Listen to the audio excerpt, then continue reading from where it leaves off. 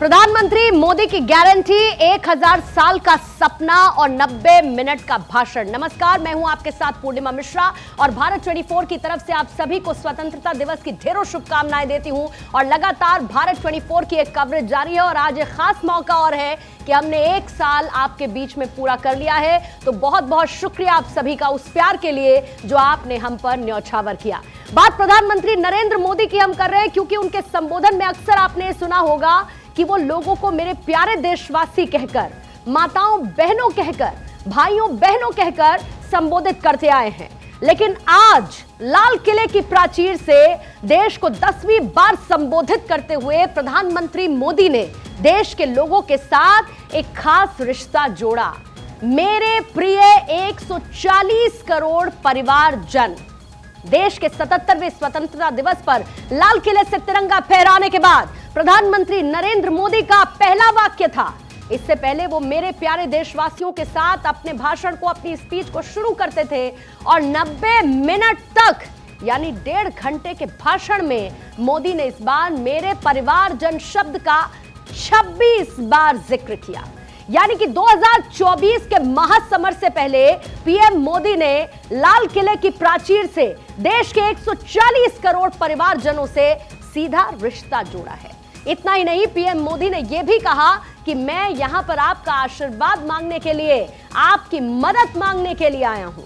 एक तरफ तो प्रधानमंत्री मोदी ने देश के लोगों को परिवारजन कहा, तो दूसरी तरफ सियासी दलों के परिवारवाद पर भी हमला बोला है।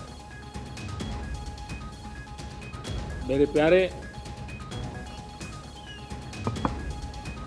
प्रियजनों, मेरे परिवारजनों, मैं आप में से आता हूं, मैं आपके बीच से निकला हूं, मैं आपके लिए जीता हूं। अगर मुझे सपना भी आता है तो आपके लिए आता है। अगर मैं पसीना भी बहाता हूं तो आपके लिए बहाता हूं। क्योंकि इसलिए नहीं कि आपने मुझे दायित्व दिया है, मैं इसलिए कर रहा हूं कि आप मेरे परिवारजन हैं और आपके परिवार के सदस्य के नाते मैं आपके किसी दुख को देख नहीं सकता हूं, मैं आपके सपनों को चूर चूर होते नहीं देख सकता हूं, मैं आपके संकल्प को सिद्धि तक ले जाने के लिए आपका एक साथी बन करके, आपका एक सेवक बन करके, आपके साथ जुड़े रहने का, आपके साथ जीने का, आपके लिए जूझने का मैं संकल्प लेकर के चला हुआ इंसान हूं। और मुझे विश्वास है हमारे पूर्वजों ने आजादी के लिए जो जंग लड़ा था, जो सपने देखे थे, वो सपने हमारे साथ है। आजादी के जंग में जिन्होंने बलिदान दिया था, उनके आशीर्वाद हमारे साथ है। और 140 करोड़ देशवासियों को एक ऐसा अवसर आया है, ये अवसर हमारे लिए एक बहुत बड़ा संबल लेकर के आया है। 10 साल का हिसाब प्रधानमंत्री मोदी ने दिया, आने वाले कई सालों का सपना भी संजोया और 90 मिनट तक प्रधानमंत्री का यह भाषण भी चला, जिसमें परिवारजन शब्द का इस्तेमाल कई बार प्रधानमंत्री की तरफ से किया गया। बहरहाल अब देखिए, इस पर सियासी प्रतिक्रियाएं भी आना शुरू हो गई हैं। जब प्रधानमंत्री ये कहते हैं कि मैं अगली बार फिर तिरंगा फहराऊंगा, तो लालू प्रसाद यादव कह देते हैं कि मोदी तिरंगा नहीं फहराएंगे, वो लौट कर नहीं आ रहे हैं, ये वो कहते हैं। बहरहाल इन सियासी बयानबाजियों के बीच में आज प्रधानमंत्री के इस 90 मिनट के भाषण का आखिर मतलब क्या है, 2024 को लेकर इसके सियासी मायने क्या हैं, इसी को समझते हैं। एसएन सिंह साहब हमारे साथ मौजूद हैं, बीजेपी के प्रवक्ता हैं। सिंह साहब, स्वागत करती हूं आपका। ज्योति कुमार सिंह हमारे साथ मौजूद है, आप कांग्रेस के प्रवक्ता हैं, आपका भी स्वागत ज्योति जी। और समीर चौगावकर जी इस वक्त हमारे साथ मौजूद है, आप वरिष्ठ पत्रकार हैं स्टूडियो में। समीर जी, आपका भी बहुत बहुत स्वागत करती हूं। और सबसे पहला रिएक्शन सिंह साहब आप ही से, क्योंकि 3 चीजों का जिक्र आज प्रधानमंत्री ने पहली बार नहीं किया। परिवारवाद हो गया, भ्रष्टाचार हो गया, तुष्टीकरण, और इसको लेकर तो आपने क्विट इंडिया कैंपेन भी चला दिया, उसकी तैयारी भी कर ली। लेकिन आज जब परिवारवाद का जिक्र हुआ तो उसके साथ प्रधानमंत्री मोदी ने परिवारजन को लाकर खड़ा कर दिया। यह बीजेपी की 2024 की कौन सी तैयारी और कौन सा एक नया कनेक्ट लोगों के साथ स्टैब्लिश करने की कोशिश में प्रधानमंत्री? देखिए, सिर्फ 2024 की तैयारी के लिए ये बात नहीं कही जाती है। परिवारवाद और परिवारजन में बहुत अंतर होता है। जब व्यक्ति सिर्फ अपने लिए करता है तो परिवारवाद हो जाता है, और परिवारजन होता है। पहले भी हमारी संस्कृति, हमारी सनातन परंपरा में वसुधैव कुटुंबकम के नारे को विकसित किया जाता था। परिवारजन मतलब संपूर्ण के लिए, संपूर्ण भारत के लिए, संपूर्ण देश के लिए, सबके विकास के लिए कार्य करना, ये परिवारजन हो गया। और केवल अपने लिए, अपने पुत्र के लिए, अपने पुत्री के लिए और स्वयं के लिए, ये परिवारवाद हो गया। तो ऐसे परिवारवाद से देश का विकास नहीं हुआ है। आप देखे होंगे बहुत सारी सरकारें देश में राज की जो सिर्फ अपने परिवारों का विकास की योजनाओं पर भी सिर्फ परिवार का नाम रखी। और आज जब प्रधानमंत्री जब इस बात को कहते हैं तो इसी बात को दर्शाते हैं। पूरब से लेकर पश्चिम तक, उत्तर से लेकर दक्षिण तक बहुत सारी ऐसी पार्टियां हैं जो सिर्फ परिवार, परिवार और परिवार से घिरी हुई हैं, जिसमें पिता पुत्र को अपनी संपत्ति का जैसे अधिकार देता है, वैसे ही राजनीतिक अधिकार देता है। विकास का अधिकार, समाज में रहने का अधिकार उस तरह का नहीं होना चाहिए। निश्चित तौर पे योग्यता आधार होना चाहिए। और उन्होंने कहा जिसके पास जो योग्य व्यक्ति है, अगर वो आगे बढ़ता है तो वो परिवारवाद नहीं है। जो समाज के लिए किया जाता है, आज देखिए भारत की जितनी भी योजना है वो परिवार से जुड़ी हुई नहीं है, व्यक्ति से जुड़ी हुई नहीं है। चाहे हम विकास की जो भी योजना लेकर आए, बिजली की, पानी की, सड़क की, सुरक्षा की, शिक्षा की, स्वास्थ्य की, वो सभी योजनाएं पूरे देश के लिए। और तुष्टिकरण उसको लेकर कहा गया कि ऐसी योजनाएं बनाएं जिससे वोट हासिल हो। एक विकास के ऐसे कार्य करिए, अंत्योदय की परिकल्पना को पूरा करिए, गांव गरीब की खुशहाली के लिए कार्य करें। जब ऐसे कार्य करेंगे तो निश्चित तौर पे देश का भी विकास होगा। हर एक देशवासी और एक परिवारजन का विकास संभव हो, इसके लिए प्रधानमंत्री ने लाल किले के प्राचीर से इसका जिक्र किया। ज्योति कुमार सिंह पहले प्रधानमंत्री कहते हैं और बीजेपी कैंपेन में जुटती है कांग्रेस मुक्त भारत। चुनावों के जरिए कांग्रेस मुक्त अभियान चलाया जाता है। आप भारत जोड़ो यात्रा करते हैं। आज प्रधानमंत्री भ्रष्टाचार, परिवारवाद और तुष्टीकरण का जिक्र करते हुए क्विट इंडिया कैंपेन चला देते हैं और आज परिवारजन का जिक्र देशवासियों के बदले कर देते हैं।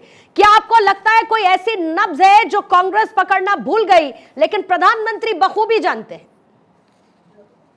देखिए, आज तो मैं सबसे पहले सारे पैनलिस्ट को और देश के सारी जनता को आज स्वतंत्रता दिवस की बहुत बहुत शुभकामनाएं। आपको भी सर। उसके साथ साथ आपके चैनल को जो बखूबी आप काम कर रही हैं, और मैं चाहता हूं कि ये चैनल इतिहास बने, देश का गवाह बने, हर क्षण क्षण का गवाह बने कि इस देश में जो भी काम हो उसका आप दर्पण बने और दर्पण की तरह चीजों को आप दिखाएं, जो आप दिखाती भी आ रही हैं आपका चैनल। अब मैं बात करता हूं आपने जो सवाल किया, और मैं इस बात से शुरू करता हूं कि मैं भी युवा हूं, आप भी युवा हूं, हमारे पैनलिस्ट भी युवा हैं। जब हम स्कूल में अपने दियरा, एक शब्द है अगर आपको समझ में आता होगा, दियरा जहां हमेशा बाढ़ आ जाती है, उस गांव से हम लोग पढ़े लिखे हैं। और उस गांव में एक गाना सिखाया था बचपन में कि हम नौजवान देश के बढ़ते ही जाएंगे, पकड़ेंगे सच्चा रास्ता, छोड़ेंगे झूठी शान को, बदलेंगे अपनी जिंदगी, बदलेंगे इस हिंदुस्तान को। आज प्रधानमंत्री लाल किले से जो बात कही है उनका बहुत सम्मान है, हमारे देश के प्रधानमंत्री है, और लाल किला से बोलना वो अपने आप में एक बहुत बड़ी बात है। लेकिन प्रधानमंत्री जी, आपने सबको बोला कि हम अंतिम क्षण के जो पायदान पर जो खड़ा है उसकी मदद करेंगे। इसके पिछले बार भी आप 9 बार बोल चुके हैं, ये 10वीं बार आपने बोला है। इसके पहले भी आपने जो वादे किए, क्या वो वादे पूरे हुए? आप परिवारवाद को जहां पर आप अंकित करना चाहते हैं आप प्रधानमंत्री जी, आप मुझे बताएं उस परिवार में कितने दिनों से लोग कभी प्रधानमंत्री नहीं बने? उनको तो जब मौका मिला तो अपने परिवार के किसी को प्रधानमंत्री नहीं बनाए। जहां तक कि गांव के अंतिम लोग के लिए right to education, right to food, right to health, ये किसके लिए है? परिवारजन के लिए ही किया है ना। आज तो आप उन बातों को करते कि जो आपने पिछले बार वादे किए थे, वो वादों को क्या क्या किया आपने तो 80 करोड़ लोगों को खाना देने, 5 किलो अनाज देने का काम करके आश्रित बना दिया। 2 करोड़ अगर जॉब दे दिए होते तो ये सब बात नहीं होती। आज 17-19 करोड़ लोग भूखे नहीं सो पाते। तो अब देखिए, एक बात आपने बोली, सिंह साहब एक बात आपने बोली, माफी चाहूंगी आपको रोक रही हूं। आपने कहा कि आपने क्या किया? खाना देकर आपने आश्रित बना दिया। आज तक 80 करोड़ लोगों को भारतीय जनता पार्टी, सिंह साहब एक सेकंड मैं क्लियर कर लूं। ज्योति जी, क्या कहा आपने कि खाना देकर आश्रित बना दिया? यही कहा ना आपने, अगर मैं गलत नहीं हूं तो?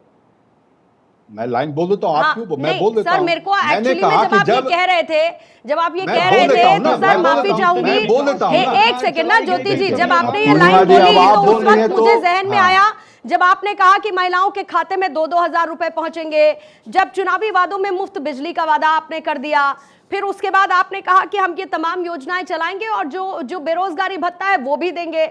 मुझे थोड़ा ये आश्रित, जब आपने कहा कि खाना खिला के आश्रित कर दिया, तो मुझे इन तमाम योजनाओं का जिक्र आ गया। समीर जी, आपको थोड़ा सा इंतजार और करना होगा। देखिए, एक लाइन जोड़ने दीजिए, एक लाइन जोड़ने दीजिए। ठीक है सर, बोलिए फिर सिंह साहब आप रिएक्ट कीजिए। मैं कहा, मैं बस एक लाइन, मैं कहा कि अगर प्रधानमंत्री जो 2 करोड़ जॉब की जो बात किए थे, अगर वो दे दिए होते तो आज उनको, जो आप बार बार वो बोलते हैं कि 80 करोड़ लोगों को मैं खाना 5 किलो अनाज देता हूं, तो वो नहीं होता। लोग अपने आप पर अन्न तो अधिकार है ना, और सरकार की जिम्मेदारी है, वो सरकार कोई भी हो, हर एक व्यक्ति की थाली में खाना होना चाहिए कम से कम। ये तो एक बहुत ही सबसे पहली जिम्मेदारी मैं कहती हूं कि किसी भी सरकार और चुनिंदा व्यक्ति की होनी चाहिए।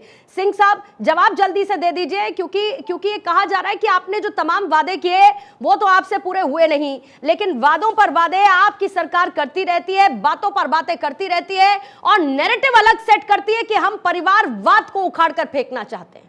देखिए, भारतीय जनता पार्टी ने जो भी वादा किया था 2014 में, उसको पूरा करके 2019 में हम जनता के बीच में गए और जनता का आशीर्वाद प्राप्त हुआ।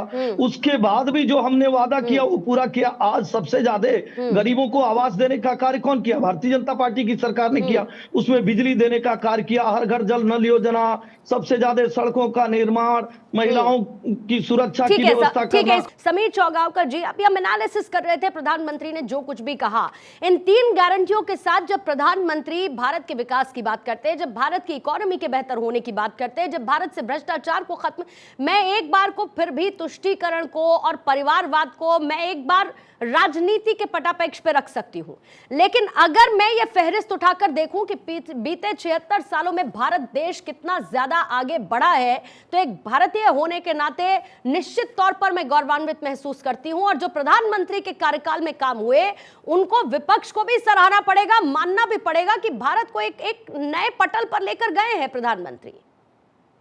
बिल्कुल, इसमें कोई दो राय नहीं। और आप देखिए, जब 2004 से लेकर 2014 तक का यूपीए का कार्यकाल था, डॉक्टर मनमोहन सिंह देश के प्रधानमंत्री 10 साल, उस समय के कार्यकाल में जिस तरीके से घपले, घोटाले और भ्रष्टाचार की लगातार बढ़ोतरी होती रही थी, पूरा देश त्रस्त हो गया था।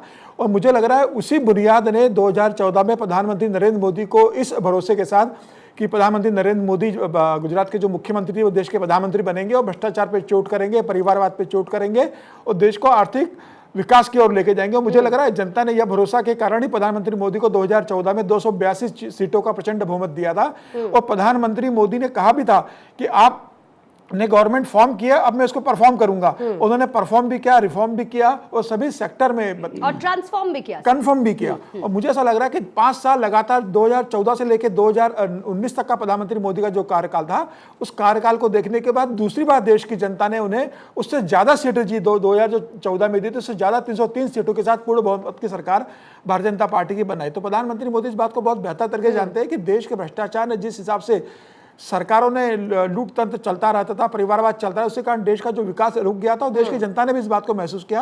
और 10 साल का ये जो कार्यकाल था, जब जनता को दिख रहा है कि किस तरीके से 10 साल के अंदर सभी योजना जो पॉलिसी पैरालिसिस होती थी, किस तरीके से योजना तेजी से लागू हो रही है, जमीन स्तर पर काम हो रहा है, पैसों की व्यवस्था की जा रही है। जो पैसा पहले भ्रष्टाचार की नाली में बह जाता था, वह विकास की योजनाओं में लग रहा है। प्रधानमंत्री नरेंद्र मोदी लगातार इस बात को हर प्लेटफॉर्म से कहते हैं कि भ्रष्टाचार ने सरकार के भ्रष्टाचारों ने देश को जो नुकसान पहुंचा था, दीमक बताया है प्रधानमंत्री ने, जो देश को खोखला करती गई और उससे मुक्ति पाना। और ये कहना है कि आज उन्होंने ये भी जनता को मतलब संदेश दिया है कि आज ध्यान रखो कि भ्रष्टाचार ने देश को कैसे बर्बाद किया, तो आप उस दिशा में कभी मत जाओ। तो मुझे लग रहा है उन्होंने तीसरी टर्म के लिए जो जनता से मांग की है, अपने भाषण के माध्यम से संदेश जो दिया, वो यही है। ज्योति कुमार जी, देशवासियों के लिए या जो परिवारजन है उनके लिए किया गया जो प्रधानमंत्री का भाषण और जो आह्वान रहा, देखिए, देश की जो गाड़ी कमाई थी वो मलाई के तौर पर घर ही घर में रह गई, गरीब की थाली खाली की खाली रह गई, गरीब को कुछ मिला नहीं। और क्यों वो गरीब अपने प्रधानमंत्री पर भरोसा ना करे जब उस तक खाना भी पहुंचता है, जब देश विकास के पथ पर आगे बढ़ता है, जब ग्लोबल लेवल पर हम आगे जाते हैं, जब हम ये देखते हैं कि हम आत्मनिर्भर बन रहे हैं, हमारी दूसरे देशों पर डिपेंडेंसी कम हो रही है, और हम 2047 के विजन की बात करते हुए जब प्रधानमंत्री ये कहते हैं कि तीसरे टर्म के साथ हम तीसरी बड़ी अर्थव्यवस्था होंगे, इस पर कोई भरोसा ना करे तो आखिर क्यों ना करे? पूर्णिमा मिश्रा जी, मुझे आशा है कि आप मुझे इसका जवाब क्रमबद्ध देने देंगी। आपने परिवारवाद की बात की, बहुत अच्छी बात है प्रधानमंत्री जी। आपने परिवारवाद का आप आलोचना करते हैं और विपक्षी पार्टियों पर बोलते हैं, तो प्रधानमंत्री जी आप भी उसका अनुकरण करें। आप तो अजित पवार जी को 4 दिन पहले गाली देते रहे और बोलते रहे भ्रष्टाचारी है, वो भी तो किसी परिवारवाद से थे। आप तो 2 दिन के बाद तुरंत ले लिए उनको। आप एंटोनी के लड़के को केरला में उनको आप अपने यहाँ ले लिए। रामविलास पासवान के बेटा को आप अपने यहाँ ले लिए, उसके भाई को ले लिए। ज्योति जी, आप समय लीजिएगा। नहीं, आप समय लीजिएगा, आप समय लीजिएगा और इसके बाद आप कंटिन्यू भी रखिएगा। लेकिन आपको बस इतना कहते हुए, जिन 2 नामों का आपने पहले जिक्र किया, उनके साथ तो पहले आप थे ही, आप नहीं थे क्या? तब वो परिवारवाद का हिस्सा नहीं थे क्या? नहीं थे क्या तब वो परिवारवाद का हिस्सा? आज प्रधानमंत्री जी ने अपने पास ले लिया तो फिर उनको उसका अनुकरण करना चाहिए। आप जवाब देने नहीं देंगे? नहीं, आप दीजिएगा। मैंने तो सिर्फ जोड़ दिया है, मैंने तो जोड़ दिया सर। अब आप इसके आगे जारी रखिए, अब आप इसके आगे जारी रखिए। हाँ ठीक है, अब सुनिए। अब तो ये परिवारवाद की बात कर दिया मैंने, अब भ्रष्टाचार पर आ जाइए। यही पार्टी ना, यही भारतीय जनता पार्टी ना कैग का रेफरेंस लेती थी, और कल ही देखिए कैग ने क्या बताया, जो द्वारका एक्सप्रेस वाले में क्या बताया, 1278% जो है परसेंटेज इंक्रीज इन कैपिटल इस प्रोजेक्ट में। और उसी में देखिए क्या उसने लगाया, उसने बताया कि भारत माला परियोजना जो है, जिसमें बताता है कि इन्यूमरेबल डेफिशिएंसी की बात करता है, क्लियर वायलेशन ऑफ टेंडर की बात करता है, उसमें जो 18 करोड़ पर किलोमीटर का था, बोला 250। साफ साफ तो यहां दिखता है आपका भ्रष्टाचार का साफ। यहाँ इन्हीं का आदमी कर्नाटक में बोला, जो बोला था, जो सुसाइड कर लिया कि भाई हमको कमीशन नहीं दिए थे इसलिए हम सुसाइड कर रहे हैं। भ्रष्टाचार का तो इन्हीं की बात करते हैं। अब तीसरी बात आ जाइए। अब जो आपने जो बात क्या की, ये काम किए 14 साल में विकास किए, ये कभी नहीं भूलना चाहिए पूर्णिमा मिश्रा जी। हम लोग भी पढ़े, आप भी पढ़ के बड़ा हुए हैं। अब एम्स की बात कीजिए, एम्स की बात कीजिए, आईआईटी की बात कीजिए, भाखड़ा नंगल की बात कीजिए, हीराकुंड की बात कीजिए, नागार्जुन सागर की बात कीजिए, इसरो की बात कीजिए, स्पेस रिसर्च और एटॉमिक एनर्जी, मैं बात करूंगी और समीर जी को स्क्रीन पर लाएंगे। सुन लीजिए, इन सब की बात होगी और समीर जी को स्क्रीन पर लाएंगे। लेकिन ये गलत बात है, यही गलत बात बात का है। भी मुझे इसी जिक्र से हम करना लोग को होगा। और दुख होता सुनिए है ज्योति कि कुमार आप सिंह जी, विपक्ष की पार्टियां, बिल्कुल आपने जब ठीक विपक्ष की कहा पार्टियां जब कि आपका मैं भी आंख इसी खोलने में लगती बड़ी हैं, हुई तो आप हूँ इंटरप्ट और ये मैं करती हैं जानती और थी भारतीय कि जनता पार्टी सरकारी और आप खुद बोलती योजनाएं हैं। कैसे चुनिंदा जगहों विपक्ष की तक, पार्टियों चुनिंदा को लोगों आप तक क्यों नहीं पहुंचती थी। आप क्रेडिट देना चाहती हैं? आप सुनिए ऐसे ज्योति बोलिए जी, ना, पूर्णिमा जी, आप मैं ऐसे बोलना बोलिए, चाहता हूं इसमें। आप ऐसे बोलिए कि प्रधानमंत्री उसी कार्य को आगे बढ़ाया तो मैं समझ सकता हूं। आप ऐसे बोलिए कि जिस आईआईटी को कांग्रेस ने बनाया था उसको आगे बढ़ाया, जिस एम्स को बनाया था उसको प्रधानमंत्री ने आगे बढ़ाया। अब देखिए इनका एक और झूठ, दरभंगा में अभी कल इन्होंने परसों बोला है, दरभंगा में उसकी नींव नहीं पड़ी है और इन्होंने बोला कि एम्स हम दरभंगा में बनवा दिए, बिहार का एक जिला है। तो कैसे पूर्णिमा जी बताइए, आज स्वतंत्रता दिवस है, लाल किले से आप बोल रहे हैं, हम तो चाहते हैं, आप तो चाहते हैं कि दलितों का, जल्दी से इसका एक रिएक्शन दे दीजिए, ट्राइबल्स का, सबका सम्मान करें। ठीक है ज्योति जी, आपको समय मिल गया, समीर जी से जवाब ले लीजिए इसका। समीर जी जल्दी से थोड़ा कोई। देखिए, मैं आपको कांग्रेस के 2 उदाहरण देना चाहता हूं। 1971 में इंदिरा गांधी की सरकार स्पष्ट बहुमत की बनी थी और 2/3 बहुमत मिला था। उसके 5 साल के अंदर जो भ्रष्टाचार के आरोप लगे, आपातकाल लगाया और उसके 5 साल में इंदिरा गांधी की सरकार चुनाव हार गई थी।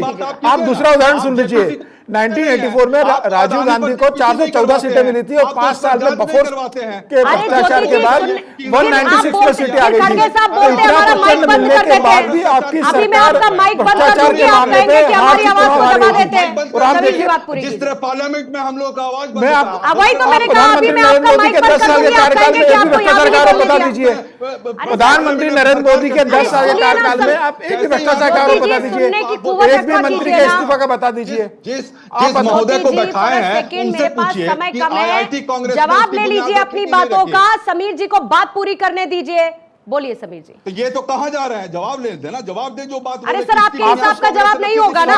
आप सुन बोलिए लीजिए समीर ना। जी, आप जल्दी। मुझे बताइए, जो प्रधानमंत्री सवाल नरेंद्र करें उसी का तो जवाब देंगे ना। ज्योति कुमार जी सुन लीजिए ना। जी, हम तो उसी का जवाब। सर सुन लीजिए, मैं आपसे कहना चाहता हूं 10 साल प्रधानमंत्री मोदी को हो गए हैं 2014 से लेके। आप मुझे बता दीजिए 9 साल कंप्लीट हो चुके हैं, एक बार भी प्रधानमंत्री की सरकार के किसी मंत्री पे भ्रष्टाचार का आरोप लगा और इस्तीफा हुआ हो, या कोई भ्रष्टाचार का मुद्दा उठ के आया हो, या किसी तरह के आर्थिक अनियमितता हो का प्रधानमंत्री मोदी या उनके मंत्रिमंडल पे उंगली उठी हो? मुझे आप बताइए।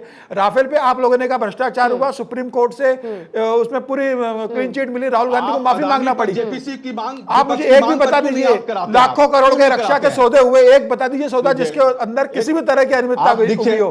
क्योंकि आप उस पर जांच नहीं करवा रहे हैं। अरे आप सर, जांच फिर नहीं वो करवाते फोर्स की हैं। बात बात होगी। करते हो। नहीं, ठीक है समीर जी, मेरे पास समय खत्म हो गया है, इसको यहीं पर ड्रॉप करते हैं। हैं। फिर देखिए ज्योति जी, फिर आप बोफोर्स की बात होगी, फिर मैं कॉमनवेल्थ गेम्स पर आ जाऊंगी, फिर उसके भ्रष्टाचार का मैं जिक्र करूंगी, फिर उसके लिए आपके पास कोई जवाब नहीं होगा सर। भारतीय जनता पार्टी को आने दीजिए ना। नहीं, आप क्यों दोनों से आएंगे? जवाब आप लिया तो- जाएगा, आप उनको क्योंकि आने क्योंकि दीजिए। कोई भी आप देश को उसका लूटेगा काम मत कीजिए। वो एक देशवासी होने के नाते मुझे मंजूर तो नहीं है कम से कम।